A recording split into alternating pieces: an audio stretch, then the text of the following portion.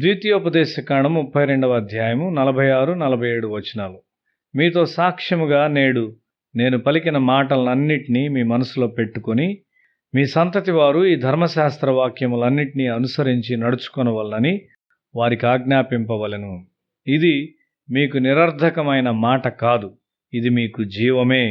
మరియు మీరు స్వాధీనపరచుకొనుటకు యోర్దానును దాటబోచున్న దేశములో దీన్ని బట్టి మీరు దీర్ఘాయుష్మంతులగుదురు. ఈ వాక్యము నీలో ఉండుటను బట్టి నీవు సమృద్ధి చెందుతావు, అది నిన్ను స్వాధీనపరచుకుంటుంది. దానియేలు తన గుణశీలము ద్వారా రాజును స్వాధీనపరచగలిగాడు.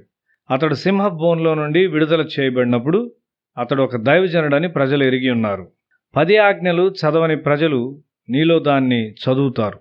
నీవు వీధుల్లో నడుచున్నప్పుడు ప్రజలు నీలో దాన్ని చూస్తారు.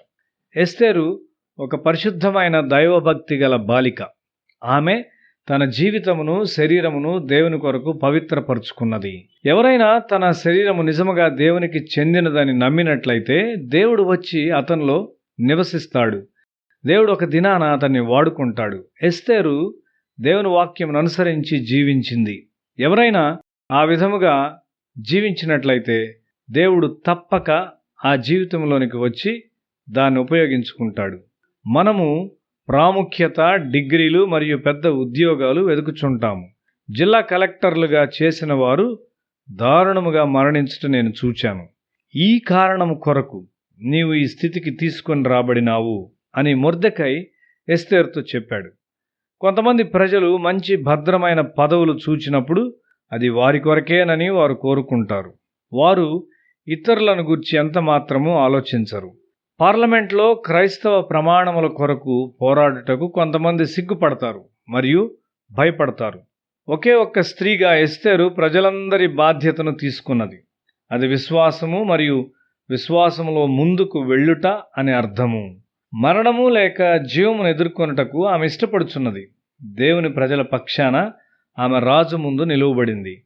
ఆమె నుండి ఏ మెట్టు కోరబడినదో నాకు తెలియదు. ఆ విధమైన సంక్షోభం కొరకు నీవు సిద్ధపరచుకొనుచున్నావా? 10,000 ఆత్మల రక్షణ నీ విశ్వాసం మీద ఆధారపడి ఉన్నది. ఎస్తేరు క్రీస్తు పూర్వము 476లో జీవించింది. అయినను ఆమె క్రీస్తును పోలినది. దేవుడు భౌతిక సౌందర్యమును బట్టి సంతోషిస్తాడా? లేదు. ఆయన అభినందించినది ఆమె అంతరంగ సౌందర్యమును మాత్రమే. ఒక స్త్రీ యొక్క సౌందర్యము అంతరంగ సౌందర్యం.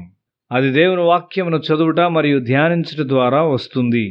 సామెతల గ్రంథము 31వ అధ్యాయం 30వ వచనములో అందము మోసకరము, సౌందర్యము వ్యర్థము, యెహోవా యందు భయభక్తులు కలిగిన స్త్రీ కొనియాడబడును అని రాయబడి ఉన్నది.